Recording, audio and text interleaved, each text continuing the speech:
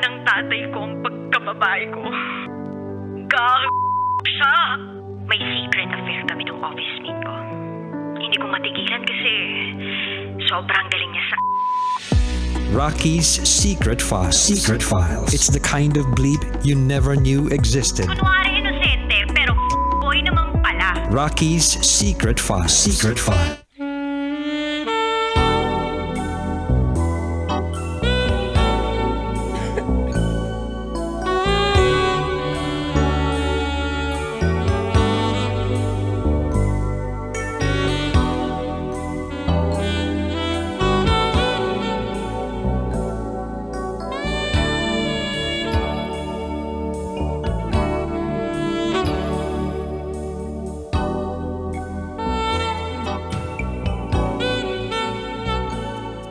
And we're back. Kasama niyo pa rin si DJ Rocky and this is SPG as in Super Pagganern Secret File ng ating kabisyo na si Belinda. At meron ngang karakter na napakinggan tayo kanina. Ang bumuhay sa pagkatao ni Harold, ang boyfriend ni Belinda. Pero itago natin siya sa pangalang TG. TG Muntirdi? Alias TG Muntirdi. Pangatawanan mo yan, ha? Parang... TG? Ano ba ibig sabihin ng TG? Tigas? Tigas? Ganon? Grabe naman niya. Tito. Gas? Tito Gas. Uy, para may meaning yung TG na yan. But anyway, balikan na natin ang ating SPG Secret File sender na si Belinda. At meron na nga tayong mga top commenters, no? Para sa ating SPG. Ito ang sabi. Pakinggan mo itong maigi. Ito, expert to pagdating sa pagkukomento sa SPG. Alam mo, lagi itong nakatutok sa Love Radio. Pagdating sa mga ganitong klaseng usapan, talagang hindi pumapalya to. Pakinggan natin ang kanyang mensahe. Good day sa'yo, DJ Rocky. Masasabi ko sa kwento ngayon, pag sa alak, di talaga mapipigilan na maihi. Kasi lasing ka na eh. So, pag naparami ka ng inom, mapapaihi ka talaga sa kaba. Lalo na pag antok na antok ka. Pero masasabi ko kay Belina ba yun? Tama, Belina. Tsaka kay Harold. Mas maganda may trail pag pares kayo nagiinuman ng alak. Pag naihi kayo, try nyo maligo ng ihi. Ganun. O kaya inumin may ihi. Lalo na pag malinis kulay puti naman yung ihi niya. Para mas paganda yung trail. Tsaka masigla yung ahas ni Harold. Yun lang masasabi ko, DJ Rocky. Alam mo, maraming salamat Brian Mariano, pero hindi ko kinaya yung comment mo na mag-ihian kayo tapos inumin yung ihi. Sagwa naman ni Brian. Brian? Di ba? Bakit? TG, may gumagawa ba? Ginawa mo na ba yun sa buhay mo? Wala ba naman? Pero may mga points siya doon na tama. Na kapag uminom ka ng marami, hindi mo talaga mapipigilan na maihi ka. Oo, diba? parang Di sa mo pagkain na-control. din naman yan, diba? Yes. Na kapag madami kang nakain. Yes, mapapabawas ka talaga. Totoo. Automatic. Di ba? Pero yun nga, hindi naman siguro katotohanan na mag-iihang kayo dapat, di ba? Hindi naman maganda yun. Tapos pagising nyo, ang pangin nyo. Saan kayo naligo? Sa ihi, Sa diba? ihi, ganun. Nagbasaan kami. Ano yung binasaan yung ihi, di ba? Oo. Alam ko gatas pwede. Diba? Yun. Maligo kayo sa gatas kasi nakakaganda daw ng skin yan. Balat, di ba? Oo. May iba pang ginagawa nila. Naglalagay sila ng bubble bath. Taray ng bubble bath, no? Pero sa timba lang pala sila maliligo. Nakakaloka naman yun. Pero anyway, basta ako naniniwala ako dun sa part na pwede namang maging exciting ang kaganapan. Pwede namang magkaroon ng thrill. Pero yung hindi naman baboy, diba? Ay, nako, Brian Mariano. Eto naman sabi ni Darwin, dapat kasi Belinda, sinabi mo na damit pang itaas ang hubarin ni Harold. isama na niya na dapat yung mismong pang-ibaba para hindi ka na masyadong nahirapan pa. At kung alam mong lasing na siya, huwag kang papayag sa sexy time ninyo ni Harold. Yan tuloy, na-jinglean ka sa kama. Kaya pumanghi ang sexy time ninyo. Anyway, happy weekend and lots of love sa inyong programa. Wala akong masabi doon. Ikaw may masasabi ka ba? Meron kasi kahit di ka naman nakainom kapag nandun ka sa senaryo ng ng partner mo, sa loving kayo kung tawagin. May mga tendency na naiihi ka rin eh. Mapuputol ka eh. Kaya hindi mo mailabas yung kaligayahan mo kasi naiihi ka. May mga ganun tapos tatakbo siya sa CR biglang iihi. May mga ganun. May mga ganun. Tapos yung Hindi kaya nakainom may sakit pa. sa bato? Wala, hindi. Wala ganun. Minsan kasi kapag pinang-abot na kayo talaga ng loving nyo, tapos hindi kayo nakapag-ready, talagang inabot lang, mabilisan lang. May mga times na mapapahinto yung lalaki. Pero more of lalaki issue. Sabi to ng friend ko Pili ko talaga sa'yo ito galing. TG, wag ka na masyadong Hindi, magpaano. Hindi, totoo to. Kumbaga, may times na nandun ka sa gitna ng loving Ito ninyo, naman, bigla ka maiihi. Dinedepensa Tatakbo ka, mo pa yung babalik ka ulit. kaibigan mo. Ikaw naman talaga yun Hindi sa mga driver natin na nakatutok dyan ngayon. Alam nila yun. Sige na nga, yung friend mo na yun. Anyway, ito naman sabi ni Joe Burt. Naku po, nakarelate ako DJ Rocky sa SPG ngayon kasi nung medyo bata pa ako, palagi akong sinasama ng mga katrabaho ko sa beer house. Ayun, ano yan? Ang dami kong, pag umuwi ako, ang dami kong dalang kutsara, platito, kutsilyo, at ang pinakamalala, nadala ko yung songbook. Shoutout mo kay parang Alan Alvarez, parang Marlon Loyola, Marjon Estorgillo, Leo Gacer, at Boss Ronel de la Cruz Calderon. So dito natin mapapatunayan na iba-iba talaga tayo ng pag-take ng alak. May iba na ba-blackout, may iba naman talaga naalala nila yung nangyari sa gabi. Bakit ikaw, feeling ko sa mukha mo, hindi ka naniniwala, Ako TG, talaga, dun hindi sa talaga ako naniniwala. Promise, hindi ako mo alam yung naniniwala. ginawa mo sa gabi. Hindi ako naniniwala. Siguro, may mga tao. Kasi kung ako sa experience ko, kahit magwalwal ako at magpaka lasing-lasing ako, alam ko yung mga nangyayari. Although na, masusuka ka, iba ka na mag-umarte, mag-ewang-gewa pare, ganun ka na, dami mo nang alam. Pero alam mo yun, imposibleng hindi. Experience mo yun. Experience ko yun. Pero iba talaga pag ang nakainuman mo si Totoy Bato. Try mo. Nasa Cavite yun. Puntahan mo minsan. Promise, kapag nakainuman mo yan, sinasabi ko sa'yo, hindi mo masasabi talaga na parang, talaga? Hindi niya maalala yun. Alam mo, meron pa yan. Dilaglag talaga si Totoy Bato, no? Meron pa yan na nagpakilala sa isang tao na DJ siya, tapos pinakita niya pa talaga yung ID niya sa pagiging DJ niya, na hindi naman tinatanong nung tao. Tapos, ikaw ba naman, ipagkakalat mo na DJ ako, DJ ko, meron ka bang gano'n na parang lasing-lasing ka tapos sasabihin mo na DJ ka? Wala. Pero alam ko kasi, pag nakainom ka na, doon na lumalabas yung totoong ugali mo. So sinasabi mo ba na si Totoy Bato ay ipinagmamayabang niya na DJ siya? Makulit siya. Makulit talaga siya sa totoong buhay. Totoo yun. Alam ng mga manginginom to, sabi nga daw, di ba?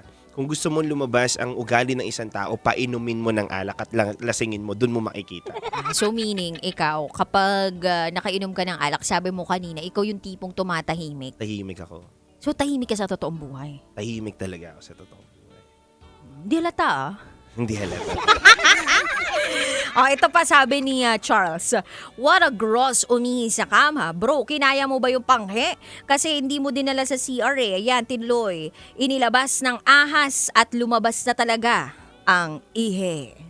Lesson learned, dalhin ang sarili sa banyo. Ito pa sabi ni Robert Terao, grabehan naman yan. Ganyan talaga pag marami ang naiinom, mapapaihi ka talaga. Next time, drink moderately. At pag naihina after uminom, umihi na lang.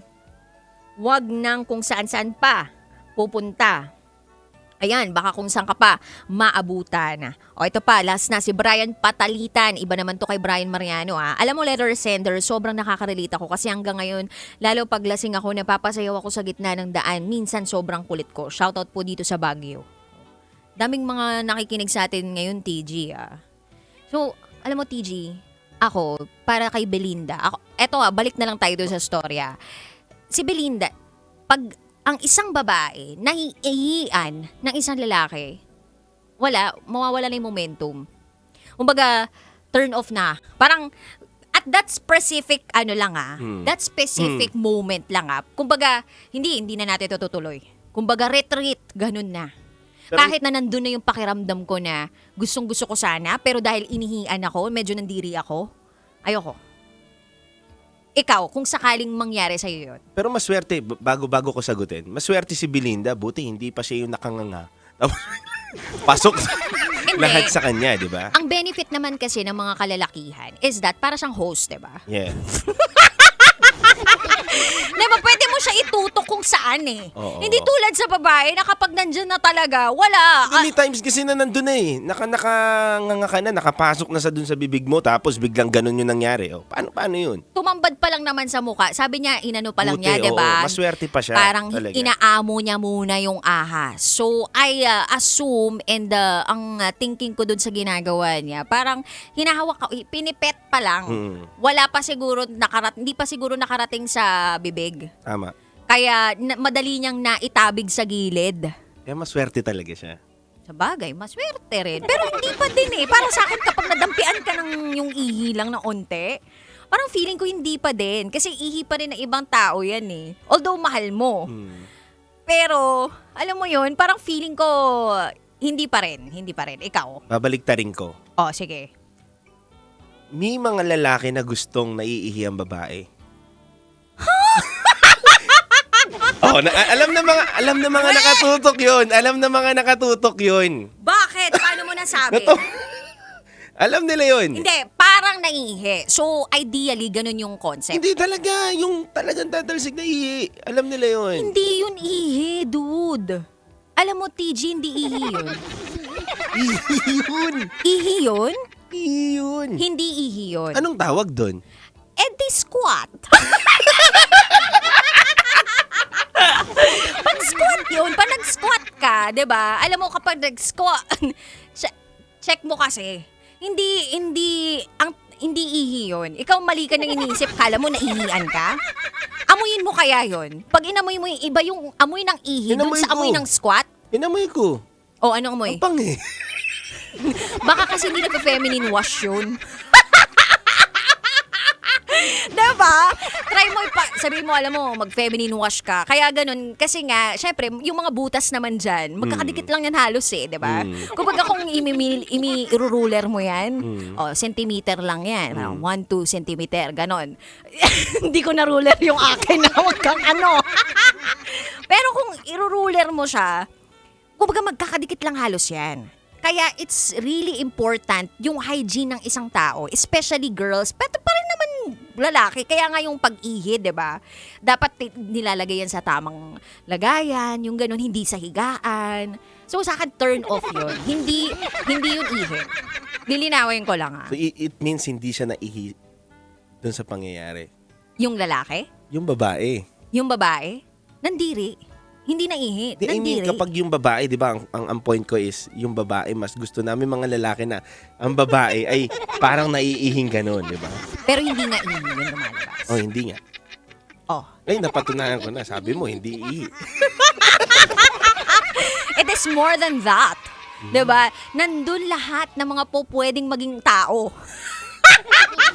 Makatagpo lang sila ng tamang itlog. Nagigets mo? Nandun lahat yun. And sabi nga nila, mas makakabuo ka daw ng bata kapag yun nangyari. Diba? Ang lalim na nun. Ang layo na nun, no? Pero babalik tayo dun sa storya ni Belinda, no? Ako, turn off kapag may umihing lalaki sa higaan. Kasi, ano yun kumbaga, yun ay pahingahan, hindi ihian. So, dapat sa tamang lugar talaga umihi. Ikaw, okay lang ba sa'yo makatabi yung isang babaeng umihi sa kama? Hindi, syempre, hindi rin maganda. Hindi rin okay para sa akin na Yung katabi ko, ang panghe. Ganun. Di ba? Yung katabi mo, ang panghe. Di ba? Paano tsatsagaan yun? Di ba? Mas masatsaga ako na lasing siya, na amoy alak, pero yung ang panghe ang hirap yun, di ba?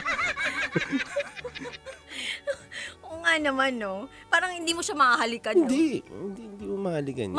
Ano talaga, manghihina. Kung lasing ka na nga, patumba-tumba na nga yung ano mo, yung ahas mo, tapos maamoy mo pa na gano'n yung katabi mo, lalo lalambot yun, uuurong na yun. Mamamatay si Zuma. Wala na talaga. kumbaga hindi talaga makakalaban yung Zuma. Hindi. Wala. See? So, napakahalaga ng proper hygiene and drinking moderately, Yes. responsibly. Kasi para kung gusto mo talaga ng ano, katulad nga 'di ba, kung mapapakinggan at maano natin, mahihimay natin yung storya ni Belinda tsaka ni Harold. Excited si Belinda na pauwi si Harold na galing sa inuman. Pero sabi nga daw, kapag hindi ka rin nasa tamang pag-inom, nasobrahan yung pag-inom mo, yung hindi mo mapapalabas yung sinasabi natin na aphrodisiac na kapag umiinom ka, yung libido mo talagang buhay na buhay. Minsan kapag nasosobrahan ka din, hindi rin maganda. Kasi hindi rin nabubuhay yung libido mo dun. Nagiging pangit. At kahit sa babae, kahit sa lalaki, merong hindi magandang nangyayari. Kaya dapat drink moderately Yes. and drink responsibly. Yun. So, Belinda, pwede nyo pa naman ipagpatuloy yan dahil sabi mo nga, marupok ka at saka okay naman yung ahas kinabukasan. So, lesson learned na lang sa inyong dalawa na etong si Harold hindi na masyadong iinom ng ganun katindi katulad nung ginawa niya nung nakaraan para hindi siya maihi sa higaan. At ikaw naman, maging ready ka na lang din just in case whatever happens. So, kung sakali man na dumating ng lasing yung isang partner mo, 'di ba, gagawin mo sa sopa mo na lang siya pahigain o kaya dun sa mismong sahig, 'di ba? Sa lampak mo dun sa CR muna, di ba? Dun mo bihisan. Pero nakakatakot kasi sa banyo. Bagay, eh. delikado. Uy, kumbaga tiles na yun eh. Baka mamaya biglang mabagok pa yung ano, 'di ba? Ulo. Unlike kapag nasa sahig na siya, talagang kala mo nakaratay na, 'di ba? Huling hantungan na pala niya, ibabaon na lang. Ay nako. Anyway, maraming salamat Belinda sa iyong pagbabahagi ng iyong SPG secret file at sa mga kabisyo namin out there na gusto mag-share ng kanilang SPG, mag-share naman kayo at magpadala through raketera@gmail.com. I gotta say, BRB as in bathroom break. Kasama nyo pa rin si DJ Raketera at TG Muntirdi. kainis. Oy, TG parang ang sarap mo rin kasama, ano? Sarap mong awayin. Ganun. Awayin, no? Parang, hindi nga yun ihi. Parang siguro yung jowa mo lagi kang inaaway. Oo, hindi tayo pumapatol eh. Bait mo. Ay nako. So kami magbabalik kasama pa rin ang inyong Buzzer Princess and TG. Dito lang yan sa 90.7 Love Radio. Kailangan pa bang i-memorize yan? Basic.